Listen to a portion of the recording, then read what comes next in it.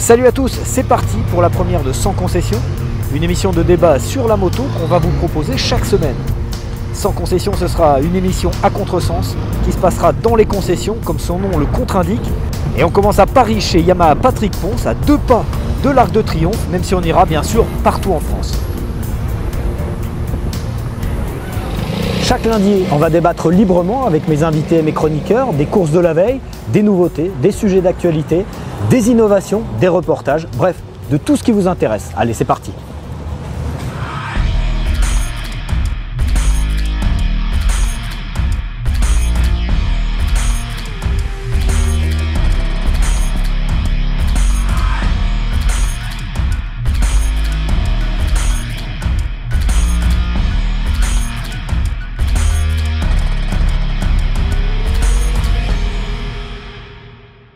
Bienvenue pour la première émission de Sans Concession, l'émission à contresens. Pourquoi à contresens? Parce que elle se déroule précisément en concession. Ici, on est dans la concession Patrick Ponce, chez vous, Sylvie. Donc, merci de nous accueillir. Vous êtes la responsable du magasin, co-responsable du magasin? Tout à fait, avec Mickaël, qui nous a rejoint là depuis peu dans cette équipe. On a deux présentateurs avec moi, Eric Sélis, qu'on ne présente plus à la télévision. Il a travaillé sur TF1, M6, entre autres, Eurosport, l'équipe, Motorsport, et Jérôme Pat, responsable marketing du Motojournal. Donc Sans Concession, ce sera chaque semaine à partir de 2018. Pour l'instant, on fait 3 émissions.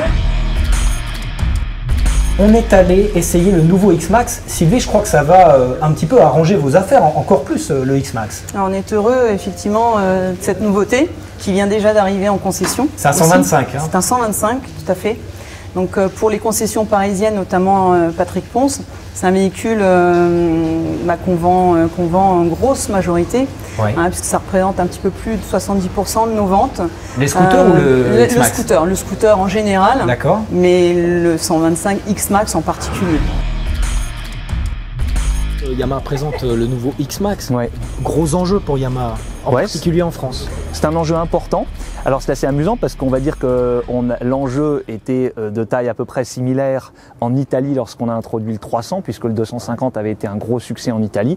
Et le 125, son pays de prédilection, c'est la France, puisqu'il représente, si on prend l'histoire des ventes de X-Max, la France, c'est pas loin de 60% de nos ventes en 125. Si tu devais me citer 3 points que vous avez revus très importants. Je parlerai du train avant, je parlerai de la fourche, double T, et puis après je parlerai du package technologique, j'ai envie de dire, avec la Smart Key, un traction control, l'ABS, un éclairage sous la selle, et puis pour finir, je pense un design qui est particulièrement mature et qui normalement doit correspondre aux attentes de nos clients. Je vais essayer le X-Max 125.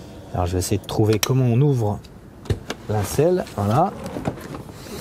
Et je vais aller rechercher mes affaires que j'ai laissées là-bas sur ma moto. Ouf, mes affaires sont encore là, donc ça c'est un avantage du scooter quand même, c'est qu'on peut tout mettre sous la selle. Enfin, théoriquement, on va voir si ça tient. Le sac à dos et l'antivol.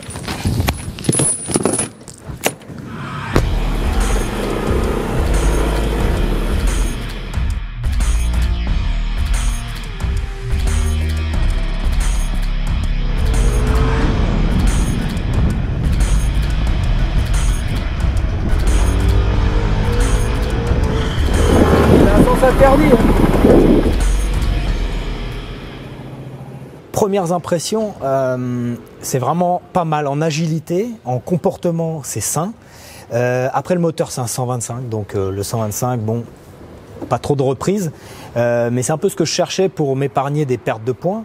Ce qui m'a perturbé un peu, c'est la hauteur et surtout la largeur à l'entrejambe, c'est-à-dire que je pose pas les pieds par terre comme je les pose avec ma moto. Un petit défaut, c'est le polissage du rétro. Il y a un rétro qui est flou. Par ailleurs, la finition de l'ensemble du scooter, elle est, je trouve, très valorisante. La largeur m'a permis de me faufiler beaucoup plus facilement entre les fils de voiture. Et puis, je me suis pas senti un comportement différent de quand je roule à moto, à ceci près que je touche plus les rétros des voitures, donc c'est vrai que ça m'arrange un peu. Le confort général, selle suspension, est plutôt pas mal sur les ralentisseurs, dans différentes phases de circulation, puis il est agile.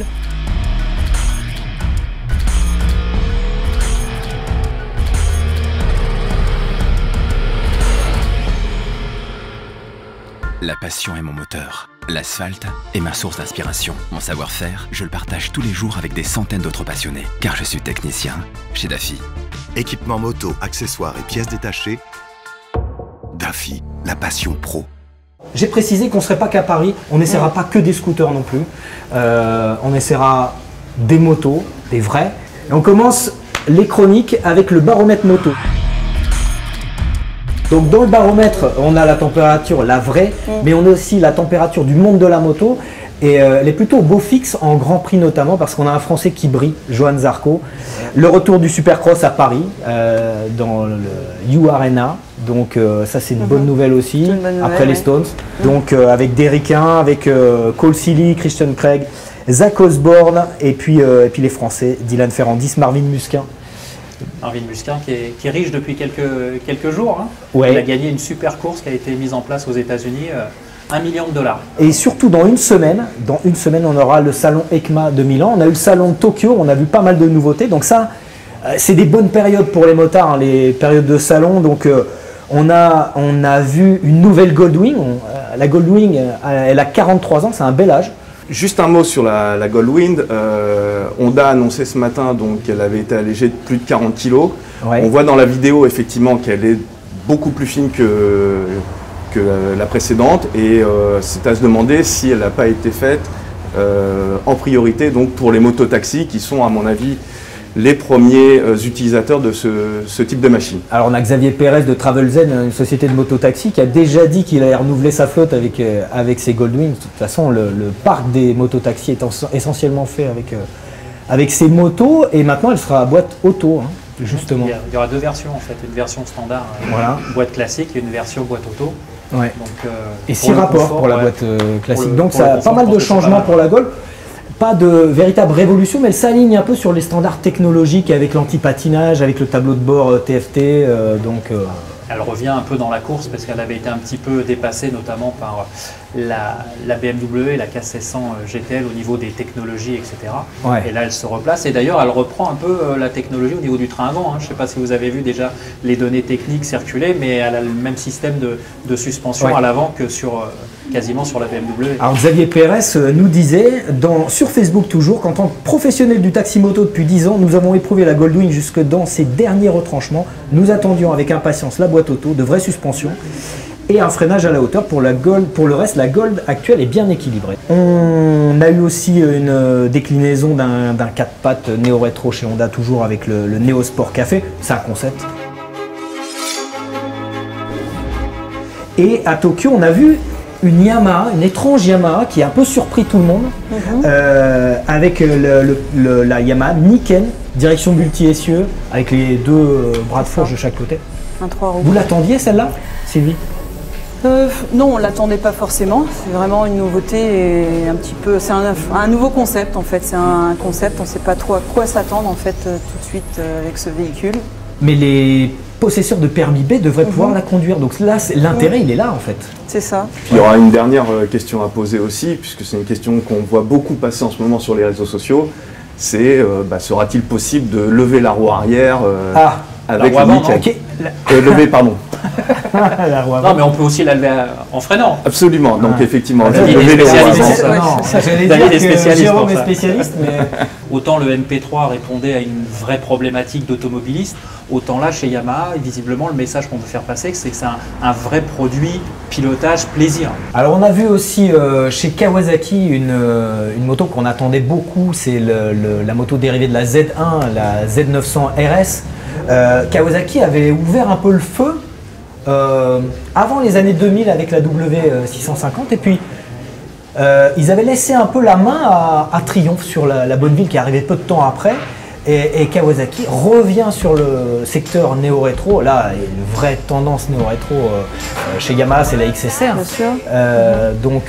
notamment qui fait l'objet de pas mal de préparations. Et là, Kawasaki a sorti une Z900 RS qui est assez excitante, moi c'est mon avis en tout cas. Donc chez Ducati, on attend une Desmo Sedici Stradale V4. Donc là, on l'essaiera dans son concession. Donc il y aura une 821, une Monster qui reprend un peu pas mal d'éléments de la 1200 aussi, qui est sortie. Chez Triumph, le Bobber Black présenté à Hinckley.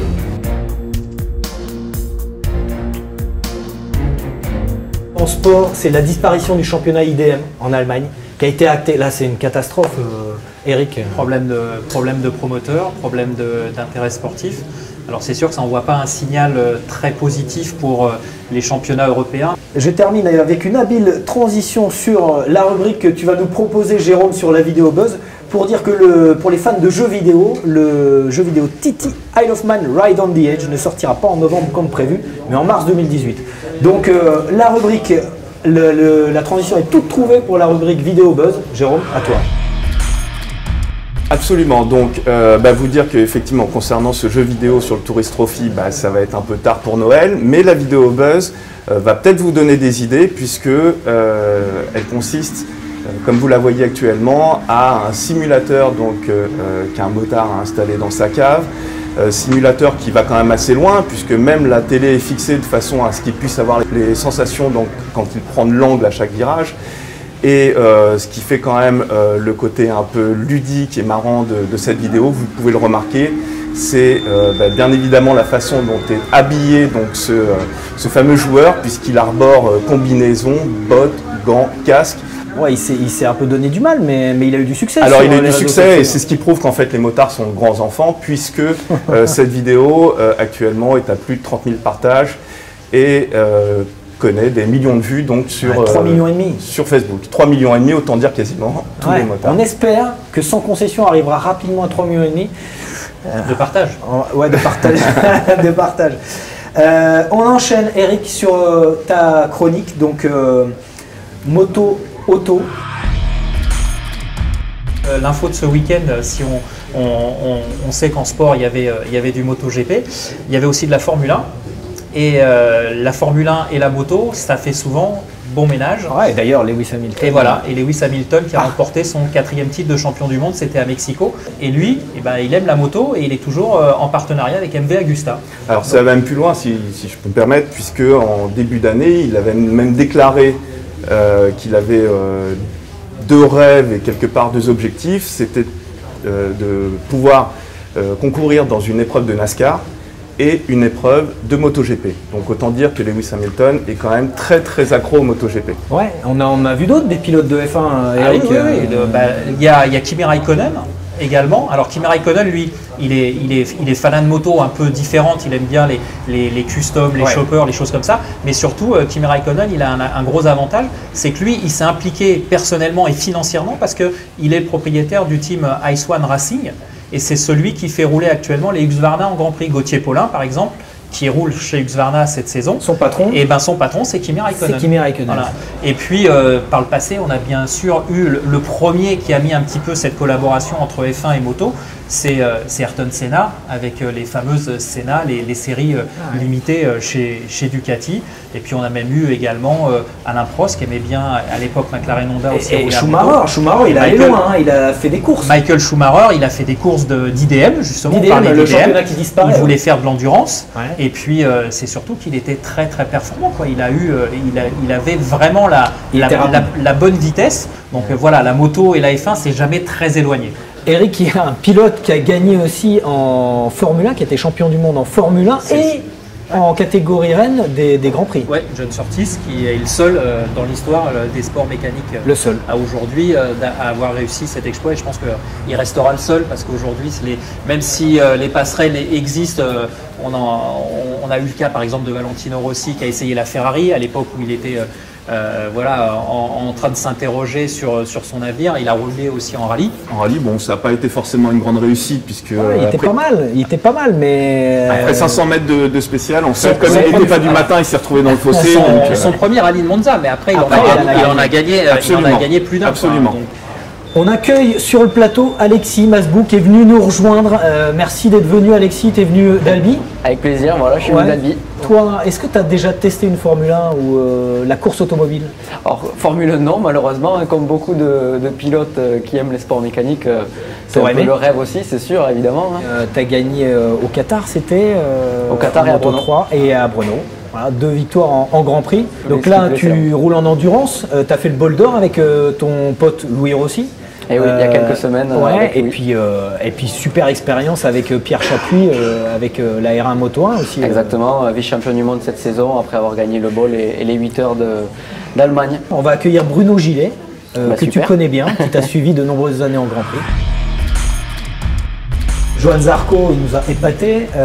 Alexis, toi, ce que fait Johan, tu l'as côtoyé un peu, Johan On ne s'est pas trop côtoyé avec Johan, même si dans le paddock, de toute façon, tout le monde se connaît, tout le monde se côtoie, mais sans plus. Avec Johan, on n'était pas spécialement deux pilotes très très proches.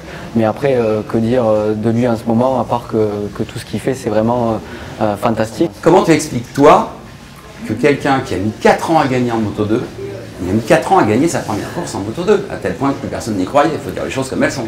Comment tu expliques qu'il arrive en MotoGP, il fait ce qu'il fait? Johan, il a souvent eu un petit peu cette trajectoire en Moto 3, en Moto 3 qui était la 125 à l'époque, ça avait déjà été pareil, c'est-à-dire qu'au début c'était plutôt laborieux et c'est monté crescendo, et sur la dernière année de la 125, il avait tout mis ensemble avec la bonne équipe, avec Ajo, la bonne moto, et ensuite il était monté en Moto 2.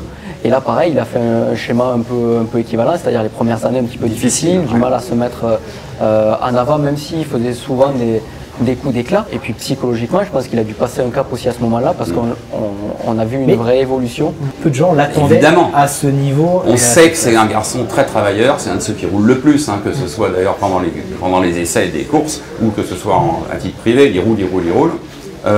Donc on s'est dit, il a mis du temps à se faire à la Moto 2, il va mettre également plusieurs années à se mettre à la MotoGP. Bah oui, il a fait 7 tours en tête dès le premier Grand Prix. Et on se pincerait pour être sûr qu'on rêvait pas. Quasiment la moitié du Grand Prix. C'est un truc de fou ce qu'il fait. C'est un truc de fou. C'est quand même la première fois en Malaisie où on voit des drapeaux français avec Go Zarco dans les tribunes. Alors que les marées humaines jaunes aux couleurs de Valentino Rossi, il y en a tout autour du monde. Mais là, en Malaisie, moi, ça m'a vraiment impacté. Zarco, il était un peu critiqué sur ses dépassements, son agressivité. Loris Baz, ça n'a pas été facile pour lui. Zarco comme Baz sont deux pilotes qui ont signé et qui ont été ensuite éjectés de leur team. Bruno, c'est vrai. Suzuki avait signé Johan Zarco. Ils l'ont débarqué au profit de Rins, alors qu'il a fait d'excellents chronos au Japon. Loris Baz, il signe. Ils s'aperçoivent qu'il est trop grand. Il est trop grand. Il est grand temps de regarder sa fiche. Ouais, il est grand temps de regarder ça. Elle était, donc là, c'est quoi le problème avec les pilotes français? Alexis, il y a un problème avec les pilotes français? Je ne pense pas qu'il y ait un problème spécifiquement avec les pilotes français. Je pense que, comme on a dit tout à l'heure, c'est un business maintenant le MotoGP. C'est de l'argent. Quand on compare un Rins à cette époque-là et un Zarco, Rins plus jeune, espagnol, ben forcément ça a plus de retour qu'un Zarco. C'était un petit peu une histoire équivalente pour Loris. Hein.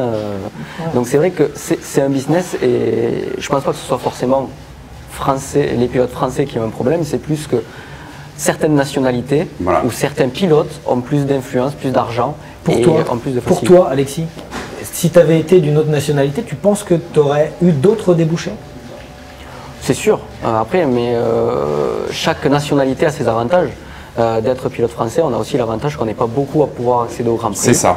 Que ça nous permet d'arriver au meilleur niveau sans peut-être avoir gagné le championnat d'Espagne par exemple. C'est ça. Mais par exemple, si on est espagnol, on a plus de facilité d'intégrer des structures extrêmement performantes. Par contre, pour les intégrer, avant 15 ans, il faut avoir déjà tout gagné dans le championnat national. Donc c'est des façons différentes de voir la moto. Par exemple, on voit beaucoup des Asiatiques qui arrivent maintenant par des championnats d'hiver et ils ont un certain avantage parce qu'il y a une économie derrière qui pousse, etc. Mais on en revient toujours à la même chose, c'est le business qui fait beaucoup de différence. Être espagnol, et Alexis le dit très bien, être espagnol, c'est effectivement pouvoir avoir des sponsors derrière, mais ils sont tellement nombreux qu'il faut vraiment être le meilleur. Et parfois, par contre, être français, ou être anglais, ou être allemand, hein, parce que finalement, quand on regarde, ils n'ont pas plus de titres que nous. Donc c'est vraiment l'Italie et l'Espagne qui sont des exceptions. Et, être français, on peut avoir un coup de pouce de la Dorna pour exister et avoir un guidon. Il ne faut pas oublier aussi, comme le disait Bruno, et comme l'a dit Alexis, le rôle aussi du promoteur du Grand Prix de France, parce que Claude Michy, plus d'une fois, il a poussé et plus d'une fois, il a mis la main au porte-monnaie et on a des Français qui ont pu rouler aussi en Grand Prix et qui ont été soutenus. Enfin, Alexis ne dira pas le contraire. Tous les derniers pilotes français ont été. Il faut le féliciter pour ça. Soutenus par Claude Michy et la fédération pour nous aider à accéder au plus haut niveau où il restait. Merci messieurs. On va passer à la rubrique suivante. On va accueillir Jean-Louis Basset pour la rubrique C'était mieux avant. On va parler de Patrick Ponce, on est dans la concession Patrick Ponce. Il se trouve qu'avec Eric Communier, mon acolyte derrière la caméra ici, Eric, on a fait un documentaire sur Christian Saron qui nous a beaucoup parlé de Patrick Ponce. Il faut quand même savoir qu'à l'époque, Patrick me disait, je m'en souviens bien, on a une chance incroyable, on vit notre passion, on vit quelque chose de formidable. C'est dangereux parce qu'à l'époque, la course était très dangereuse. Et Patrick me disait, on ne va pas mettre de l'argent de côté parce qu'on n'aura pas de retraite. Hein. On va rester là en cours de route. C'est-à-dire qu'il savait que de toute façon, voilà, ça s'arrêterait sur un accident, sur une chute. Il le savait et moi, j'en étais persuadé aussi. Moi, je suis un miraculé, j'ai eu de la chance, c'est tout. Toi, Jean-Louis, ça te parle, Patrick Ponce. On est ici chez Patrick. Ça me parle beaucoup, mais avant, je voulais signaler quand même que Kawasaki avait sorti une Zephyr. Ah, par rapport à la Z900 RS, d'accord. Voilà. C'est vraiment précision. C'était mieux avant. Hein. Ah, c'était mieux avant, d'accord. Impardonnable. Ouais. Okay. Surtout que ce sont des motos qui ont fait une belle carrière et qui étaient très très très mignonnes. Voilà. Désolé pour les Zephyr. Merci Jean-Louis d'avoir rétabli la Zephyr dans son histoire. Voilà. On revient à Patrick Ponce. Patrick Ponce, peut-être Christian Saron pour parler surtout de ses exploits en Grand Prix 500 à l'époque, ouais, où il nous avait sorti 5 pôles consécutives en Grand Prix. On va écouter quelques extraits de l'interview de Christian Saron qui était vraiment, il s'est confié, Christian, à notre caméra. Je pense que Patrick était vraiment le mentor qui lui a manqué par la suite. C'était le grand frère qui lui apprenait la compétition et après Christian s'est retrouvé livré à lui-même et peut-être que ce manque de confiance lui a beaucoup coûté. Et si Patrick avait continué, enfin si Patrick avait pas disparu, je pense qu'on... C'était en 1980. En 1980, Christian aurait peut-être eu une carrière différente. Ouais. En interrogation. Donc, c'était mieux avant ou pas, Christian Saron par rapport à Johan Zarco? Bien sûr, c'était mieux avant. Parce que Johan a dépassé le record de Christian, là, de victoire. Oui. Non, mais c'était mieux avant quand même. C'était mieux avant. Bon, pourquoi? Les deux temps? Les deux temps, les 500 étaient beaucoup plus violentes, beaucoup plus rigolotes. Puis le manque d'amateurisme que déplore Bruno Gillet faisait peut-être aussi que les spectateurs pouvaient approcher de plus près les pilotes, les machines. On pouvait se débrouiller pour rentrer dans le paddock, alors qu'aujourd'hui... Tu suis quand même les Grands Prix Bien sûr, je me suis levé. Les 3 derniers Grands Prix, j'ai mis le réveil pour ne pas manquer les courses de Zarco, parce que c'est phénoménal ce qu'il fait. Et je suis très content de voir un Français briller. D'accord, merci Jean-Louis pour cette chronique. C'était mieux avant. On va accueillir Valentin pour la chronique suivante. Il s'agit de technologie. Salut Valentin, donc tu vas nous parler de technologie, voilà. C'est ta spécialité. Exactement, alors là je vais vous parler d'une application mobile en fait destinée aux motards. Alors cette application elle s'appelle Liberty Rider, elle a été créée en France du côté de Toulouse il y a à peu près un an et demi. Et en fait son surnom c'est l'ange gardien des motards. Pourquoi? Tout simplement parce qu'elle va vous accompagner quand vous roulez pour pouvoir appeler les secours en fait en cas d'accident. Comment ça fonctionne? L'application c'est tout simple, elle est reliée au GPS et à l'accéléromètre de votre smartphone. Donc si elle détecte un incident, elle va vous envoyer une alarme. À ce moment-là, si vous ne pouvez pas y répondre, c'est un technicien Liberty Rider qui prend le relais et lui va déterminer en fonction des données, en essayant de vous appeler aussi, s'il y a effectivement un problème. Et si c'est le cas, il va pouvoir envoyer les secours directement sur votre position. Ça c'est vraiment utile puisque des fois on sait qu'il y a des accidents qui ont lieu tout seul, en race campagne, et c'est sûr que pour amener les secours, c'est tout de suite plus compliqué. Et c'est une tribu, Liberty Rider, ils se définissent comme ça, il y a 15 000 membres à peu près? Voilà, c'est ça, il y a de plus en plus d'utilisateurs, d'autant que c'est une application gratuite qui est disponible pour iOS et Android. Il existe une version premium qui a quelques fonctionnalités supplémentaires, mais le but premier... Comme les balades par exemple? C'est ça, pour pouvoir rouler en groupe, exactement. Ça, c'est une des fonctionnalités en plus. Et toi, tu l'utilises, Valentin, cette appli? Alors moi, je l'utilise essentiellement pour rassurer mes proches, parce que c'est une des autres fonctionnalités. Tout simplement, quand on lance l'application, on peut avoir la possibilité d'envoyer un SMS aux personnes qu'on aura sélectionnées, et eux vont avoir alors accès à un lien pour nous suivre en fait en temps réel dans notre déplacement. Une fois qu'on est arrivé, on peut même appuyer une nouvelle fois pour envoyer un deuxième SMS, préciser qu'on est arrivé sain et sauf. C'est pas un peu gênant de savoir qu'on est un peu pisté par les proches, non? On n'est pas vraiment pisté dans le sens où on choisit déjà à qui on envoie cette info, tout simplement. Et puis il y a un facteur qui est absolument pas pris en compte par l'application, c'est la vitesse. C'est pas mal. Ah, ça c'est pas mal parce que c'était passé par là. Merci Valentin, merci pour cette rubrique techno. Le débat 200 concessions, le premier avec nos invités. Donc nous ont rejoint Axel Villaseca, président des magasins Patrick Ponce, Alexandre Kowalski, directeur marketing communication Yamaha Europe. Avec nous aussi Émeric Vellan, donc directeur général du salon Autonomie sur la mobilité urbaine. Antoine Seblis également avec nous, directeur de Eco Riders.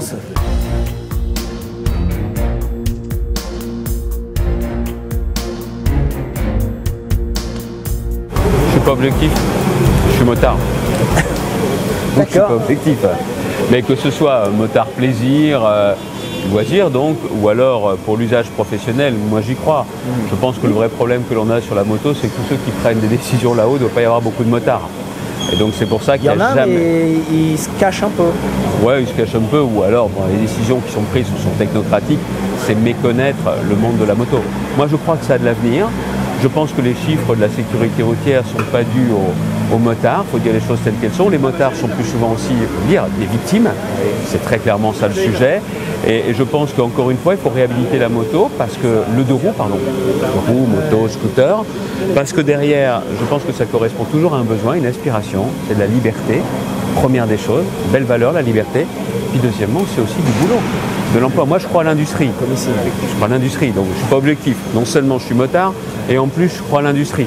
Le problème que je trouve le plus majeur, c'est que dans l'ensemble des aménagements de la voie publique, la largeur des voies qui sont consacrées aux véhicules est calée par rapport à la largeur de voie d'une automobile ou d'une petite camionnette, sans imaginer qu'un deux roues viendra s'intercaler entre les deux fils. Or, la remontée de fil est une réalité. C'est une réalité, c'est une évidence, et heureusement qu'elle a lieu, parce que les embouteillages seraient encore bien pires si chaque scooter devait prendre la place d'une voiture. Bon. Donc, on est bien dans cette recherche d'une fluidité du trafic où le deux roues apporte une solution. Donc je ne comprends pas comment les pouvoirs publics peuvent continuer à prévoir l'aménagement urbain en mettant des voies de vélo qui font la taille d'un autobus, en mettant des voies d'autobus qui font la taille de 2 SMI, et là où il faudrait mettre les gens qui, eux, se déplacent, on les cale dans 2 voies qui sont au cordeau et sur lesquelles même un vélo a du mal à passer entre 2 fils de bagnole. Ils sont cohérents, parce que ça n'est pas plus le cas pour le stationnement. Non, pour moi c'est de l'incohérence absolue et c'est de l'incompétence. C'est de l'incohérence dans l'inconsidération. C'est de l'incompétence. Ça s'appelle de l'incompétence, parce que si tu es capable de te déplacer dans des grands centres urbains sans voir que tu as des machines et des deux roues qui participent à la fluidité du trafic et qui te remontent et que tu ne l'as toujours pas vu alors que tu es censé être en grande responsabilité sur une commune, je pense que c'est une forme d'aveuglement. Le deux roues motorisé, aujourd'hui, on est sur un cyclomoteur qui enregistre, et c'est encore trop, mais en nombre d'accidents mortels, moins de victimes que la bicyclette, et bientôt il y aura plus de piétons décédés que de motards. Donc je veux simplement dire qu'on est des catégories d'usagers vulnérables et que je ne vois pas pourquoi la vie d'un piéton vaudrait plus que la vie d'un motard. Tout est fait pour promouvoir l'usage du deux roues, parce que tout le monde dit qu'il le déteste, mais tout est fait pour encourager la pratique de deux roues motorisées. Aujourd'hui, il y a beaucoup de villes où tu n'as pas d'autre alternative. Donc pourquoi ne respectons pas ce moyen de déplacement ? Vous allez nous présenter un petit peu rapidement vos solutions. Donc c'est notamment les gyropodes, tous ces engins qu'on voit cohabiter avec les deux roues à moteur. Exactement. Donc le gyropode, là, en l'occurrence, c'est plus un véhicule qui est à destination des professionnels. En l'occurrence, nous on s'occupe plus de petite mobilité urbaine, notamment parce qu'on a déjà vu des trottinettes, des skates électriques, des monoroues. Donc là c'est comme un gyropode mais avec une seule roue. Donc on n'est même plus dans le deux roues, là on est dans la monoroue uniquement. Et ces autres petits véhicules qui peuvent permettre en intermodalité de se déplacer facilement dans Paris ou ailleurs d'ailleurs. Émeric, salon Autonomie, ça a eu un beau succès. Oui, donc c'était la 2e édition. Ouais. On a eu plus de 10 000 visiteurs cette année. On a eu plus de 200... C'était à la Villette. À la Villette, oui. On a eu plus de 220 exposants. On avait à peu près 50 mairies qui ont fait le déplacement. On a eu Madame la ministre Elisabeth Borne, chargée des transports, qui est venue aussi. Ouais. Donc une belle notoriété aussi au niveau des retombées médias, des retombées presse. La mairie de Paris est venue. Donc la mairie de Paris, on a eu une lettre officielle du soutien de Madame Hidalgo en juillet. Madame Hidalgo a déjà un déplacement prévu. Une lettre de soutien de Madame Hidalgo. Sa présence, tout simplement. Donc on a eu les deux premiers adjoints, Christophe Radjowski, donc qui est au transport, et Jean-Louis Messica. D'accord. On en rêve. Alexandre, Madame Hidalgo, Monsieur Najowski, vous avez des contacts avec chez Yamaha? Non, nous disons que tout ce qui a trait à la mobilité, on le fait beaucoup à travers la chambre syndicale. Donc nous avons une chambre syndicale des constructeurs. Et c'est vrai que là, on débat, je dirais, c'est pas, je dirais, promotionner une marque, là, c'est promotionner l'intérêt collectif. Donc nous discutons beaucoup et donc à travers la chambre syndicale, nous sommes en contact avec les différents ministères liés à notre profession. Donc ça passe par un intermédiaire, vous n'avez pas de contact direct. Axel, les restrictions que connaît la ville de Paris régulièrement, ça pose des problèmes à une activité pour vendre des deux roues à moteur? On en bénéficie puisqu'on a beaucoup de clients qui viennent, qui poussent la porte du magasin et qui en ont marre de ces embouteillages. On a un peu les mal-aimés, l'automobile et la moto. Antoine, Aymeric, on vous jalouse. On n'est pas dans l'air du temps, les motos. On s'en négligé dans les solutions de mobilité urbaine. Est-ce que vous pensez que le sens de l'histoire, comme on dit, c'est que des machines thermiques puissent constituer des solutions de mobilité urbaine? Comment vous voyez les choses? Moi, ce que je vois, les choses que je vois, c'est que de plus en plus de mairies sont positionnées contre le du diesel et aussi de l'essence. Il n'y a pas de moto diesel en fait. Non, je parle diesel pour la voiture. Oui, bien sûr. Mais nous, ce qui nous dérange, enfin ce qui dérange beaucoup d'acteurs de la moto, c'est que la moto est mise sur le même plan que l'automobile. Est-ce que vous comprenez ça? Oui, en fait, moi j'ai demandé aux mairies pourquoi effectivement une moto est mise sur le même plan que la voiture. Et ils me disent si on fait un rapport, donc une moto transporte une personne et si on prend une voiture qui transporte 4 personnes, on est sur un ratio qui pollue moins sur une voiture. Oui, mais en emplacement, Alexandre, la place d'une moto versus la place d'une voiture. Disons qu'il y a plusieurs contre-arguments à cela. C'est vrai, on peut je dirais, dire qu'une voiture transporte 4 personnes. Maintenant, la vérité, c'est aujourd'hui combien de personnes sont 4 dans un véhicule au quotidien. Et lorsqu'on regarde ça, on s'aperçoit que très peu. Donc je dirais qu'il y a une pollution aussi, parce que c'est vrai qu'une voiture, l'emplacement au sol qu'il y a au niveau d'une voiture est plus important qu'une moto. Donc génère moins de fluidité et quelque part, ça génère aussi quelque part de la pollution.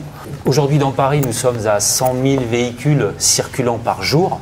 Au niveau de Paris Intramuros, je dirais qu'on est aux alentours de 150 000 deux roues qui circulent dans la grande périphérie parisienne. Si demain on arrête et on dit à tous ces utilisateurs de deux roues, vous ne prenez pas votre deux roues, vous prenez votre 4 roues, parce que généralement les gens ont quand même à la fois des deux roues mais aussi des 4 roues, je veux dire ça va générer une pollution et un embouteillage monstre au niveau de Paris. Ou me suggérer l'une des personnes ici présentes, si les deux roues prennent la place d'un 4 roues, c'est-à-dire ne font pas d'interfile. Oui. Prennent leur place comme une voiture, c'est-à-dire passent pas en interfile. Là, on aura des embouteillages et ça coûte, selon Le Monde, 934 € par Parisien et par an. Mais c'est vrai qu'en termes de temps de véhicule, de temps d'utilisation, on sera 2 fois, voire plus, inférieur à l'utilisation d'un 4 roues. Antoine, sans vouloir attaquer le 4 roues, hein. Je pense que là on est plus dans le débat mobilité, comment...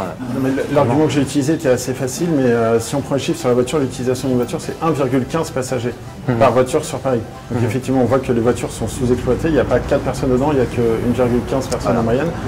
C'est très faible, et en fait sur quoi s'orientent les villes, c'est qu'elles veulent réduire la congestion et réduire la pollution. Pour réduire la congestion, elles veulent que les voitures soient plus partagées, ou alors trouver d'autres moyens de transport. Et pour réduire la pollution, c'est effectivement bannir le diesel ou l'essence. Oui, tout à fait. Mais alors, là, il y a quelque chose que je ne comprends pas. C'est-à-dire qu'on veut réduire la congestion, mais à côté de ça, on ferme les voies sur berge. Et pareil, c'est-à-dire qu'on parlait tout à l'heure, moi je pense que le problème actuel, c'est effectivement le problème d'infrastructure. C'est-à-dire qu'on nous fait des grandes annonces sur la fin du diesel, sur la fin du moteur essence. Mais le souci, par exemple, aujourd'hui, en 2017 à Paris, c'est ce qu'on disait, c'est-à-dire qu'il n'y a pas d'infrastructures routières, par exemple, qui sont spécifiques aux deux roues motorisés. Ne serait-ce qu'on peut prendre l'exemple des parkings, du nombre de parkings qu'il y a au niveau de Paris. Je crois qu'on est à 30 000 places de deux roues. 40 000 places de deux roues. lorsqu'aujourd'hui on est sur un parc circulant sur Paris de 100 000 D'ailleurs, unités. M. Najdowski veut faire payer le parking aux 2 roues motorisés. C'était récemment au salon du stationnement, donc que ça a été déclaré, mais fin juin.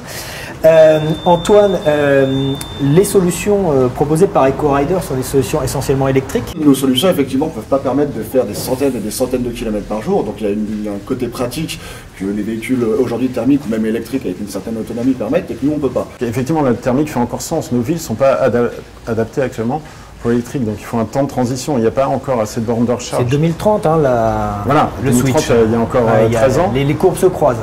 Exactement. Donc effectivement, pour faire la transition, il faut quand même utiliser le thermique. On a quand même des très bonnes ressources pour éviter l'autosolisme, qui crée quand même beaucoup de congestion, et d'utiliser des véhicules thermiques contre ça. Alexandre, chez Yamaha, on travaille sur l'électrique dans quel sens? Est-ce que c'est la solution ou est-ce que vous le faites un peu malgré vous, obligé? Non, je dirais que tout à l'heure, nous parlions de compétition. Je dirais qu'aujourd'hui, la compétition est un laboratoire technologique, grandeur nature. C'est-à-dire qu'à travers, on parlait de MotoGP, on parlait que ce soit en motocross, que ce soit en superbike, on a donc ces teams, ces pilotes avec lesquels nous développons des nouvelles technologies. Donc on s'aperçoit aujourd'hui qu'il y a de plus en plus d'électronique embarquée sur les motos. On a les freinages sont couplés, tout le monde travaille sur de l'airbag, il y a des centrales inertielles, il y a des GPS intégrés. Tout ça pour arriver à satisfaire les besoins de nos clients, à avoir une approche très sécuritaire de l'utilisation qui est faite d'un 2 roues. Et donc, de fait, nous travaillons sur les nouvelles technologies. Donc nous venons de voir au Salon de Tokyo un certain nombre de nouveaux produits, de nouveaux protos qui, préfigurent les produits de demain avec des batteries lithium-ion. Il y a Motobot, donc, qui est un robot qui est capable de conduire une moto. Alors l'objectif, c'est de le faire rouler aussi vite que Valentino Rossi sur un circuit. Mais disons que ça, il y a un robot qui pilote une R1, qui est, le produit phare emblématique technologique de Yamaha. Il y a une foi dans cette nouvelle mobilité ou c'est un peu une obligation? Disons que on y vient naturellement parce que les nouvelles technologies nous font avancer. La nouvelle normalisation aussi qui est mise en place par l'ensemble des gouvernements, des lois qui sont mises en place avec, je disais tout à l'heure, moins d'émissions polluantes. Aujourd'hui, on arrive avec des freinages ABS obligatoires, on arrive avec de l'injection, on n'a plus de carburateur, le carburateur a complètement été banni. On parlait tout à l'heure des grands prix 2 temps. Alors c'est vrai que je peux comprendre justement ce côté, je l'entendais, mais je le comprends parce que c'est vrai que c'est un pan d'histoire. Ouais. Et c'est vrai qu'aujourd'hui, tous les véhicules, du 50 cm3 à la plus grosse des cylindrées, elle est injectée. D'accord. Un petit chiffre sur les stations-service. Oui. Il y a un décret de 2010 à Paris qui légifère les stations-service. En 95, dans Paris intramuros et la petite couronne, il y avait 280 stations. Au jour d'aujourd'hui, il y en a 182. Et en 2020, c'est-à-dire dans 2 ans, il n'y en aura plus que 39. Donc, je vous laisse imaginer la partie cache-cache et les queues si tous ceux qui roulent aujourd'hui en véhicule thermique continuent à le faire. Ça va être une partie de plaisir. Et il y a des startups aujourd'hui qui se spécialisent sur des livraisons à la demande d'essence. Et je pense que c'est un bon filon pour elles. Voilà. Les gens qui roulent en 2 roues thermiques vont trouver leur place en 2 roues électriques et thermiques demain à Paris, avec toutes les contraintes et tous les problèmes qu'on vient d'évoquer. Aujourd'hui, la difficulté qu'on a pour un constructeur 2 roues, c'est de placer. Un 2 roues est compact par rapport à une automobile. Une automobile, on peut beaucoup plus facilement mettre des batteries, on peut beaucoup plus mettre facilement de l'équipement, qui prend de la place, entre guillemets, alors qu'un véhicule, qu'un 2 roues, c'est quand même très compact. C'est pas pour c'est pour ça que l'hybride en 2 roues n'existe pas. Voilà, tout à fait. C'est la difficulté que l'on a de mettre une motorisation thermique et en même temps un hybride sur le même véhicule. C'est un problème de place. Nous, ce qu'on a constaté à Autonomie, c'est qu'on avait quand même 7 constructeurs de scooters qui étaient là et qui présentaient un modèle électrique. Donc on voit qu'il y a une transition vers l'électrique. Par exemple, avec des entreprises pleines d'innovation comme Newjet, un scooter qui est fabriqué au Luxembourg, qui va être pliable. Mais ce qu'on constate aussi avant tout, c'est par exemple, on me posait la question, quel est l'avantage d'un scooter par rapport à un vélo électrique? ou quel est l'avantage plutôt du vélo électrique par rapport au scooter. Et ce qu'on m'a répondu, c'est le vélo électrique, on peut aller partout. On peut aller sur les pistes cyclables, on peut aller sur la route, on peut aller dans les couloirs de bus. Et ce qu'il faut vraiment penser, c'est discuter avec les villes et de réussir à trouver des points d'entente avec les villes et de faire valoir son produit. Par exemple, à Paris, pourquoi les scooters, qui sont quand même 100 000 à la journée, ne doivent pas aller sur les voies de bus? C'est assez étrange, alors que les vélos peuvent le faire. Donc pour moi, il faut qu'il y ait, comme EcoRiders l'a fait, créer un syndicat de la micromobilité. Dans le monde de la moto, dans le monde du scooter, je ne sais pas vraiment ce qui existe, je ne suis pas assez spécialisé, mais je pense qu'il devrait aller d'une voie et dire, si j'ai pas de place sur la route, pourquoi je ne peux pas utiliser les couloirs de bus? Antoine, le mot de la fin? Le mot de la fin, ouais, je pense qu'il ne faut pas opposer électrique thermique aussi brutalement. Je pense que de toute manière, comme on le disait tout à l'heure, on a un moment charnière en pleine évolution. Il faut surtout voir effectivement les technologies, laisser les technologies évoluer et les infrastructures aussi, éventuellement, pas éventuellement, même c'est obligatoire que les infrastructures et les politiques prennent en main cette transition et ne le fassent pas d'une manière un petit peu, comme on disait tout à l'heure, hypocrite, mais qu'ils aillent vraiment en profondeur. C'est vrai que ça va être des gros chantiers, c'est vrai que ça va être très compliqué de revoir de infrastructures de ville, mais c'est indispensable si on veut. Et nous, effectivement, comme disait Amérique, avec la Fédération professionnelle de la micromobilité, on essaye de montrer qu'il y a aussi une complémentarité dans les usages et qu'il faut changer, nous tous, nos habitudes aussi de déplacement. Merci à tous. Vous pouvez suivre l'émission donc sur la page Facebook et sur tous les réseaux sociaux sans concession. Toute la semaine, on vous proposera des extraits de cette émission qui sera découpée et relayée sur les réseaux sociaux. Donc, je vous remercie tous pour votre participation et puis la semaine prochaine pour Sans concession.